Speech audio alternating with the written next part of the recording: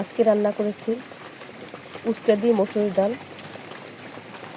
গরমের ভিতরে উস্তা আমরা সবাই জানি এই সবজিটা অনেক উপকারী, তাই গরমের ভিতরে উস্তার ডাল খেতে অনেক ভালো লাগে, শরীরের জন্য অনেক উপকার আছে। তো আমি এখন আপনাদের দেখাবো প্রস্তুত প্রণালী উস্তার ডালের। উস্তার ডাল রান্নার ক্ষেত্রে আমি উস্তা দেখে নিয়ে কিউব করে কেটে নিয়েছি, ভালো করে ধুয়ে নিয়েছি উস্তাগুলো।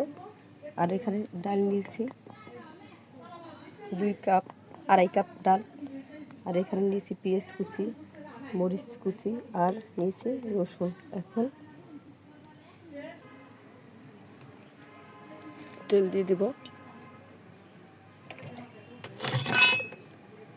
রসুন দিয়ে দিলাম, মরিচ দিয়ে দিলাম, পেঁয়াজ দিয়ে দিলাম।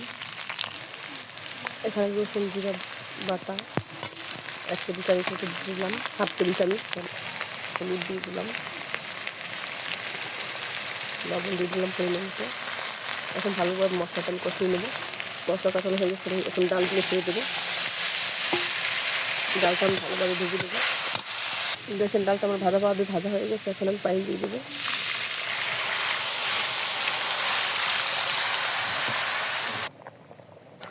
এখন উস্তা আমি দিয়ে দেবো।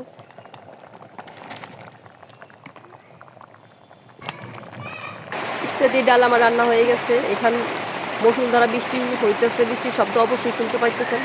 এখন আমি ডাল নামিয়ে নেব। ডাল রান্না হয়ে গেছে আমার। আমার রান্নাটা খুব ভালো লেগে থাকে, প্লিজ আমার চ্যানেলটা সাবস্ক্রাইব করুন, আমার পাশে থাকুন।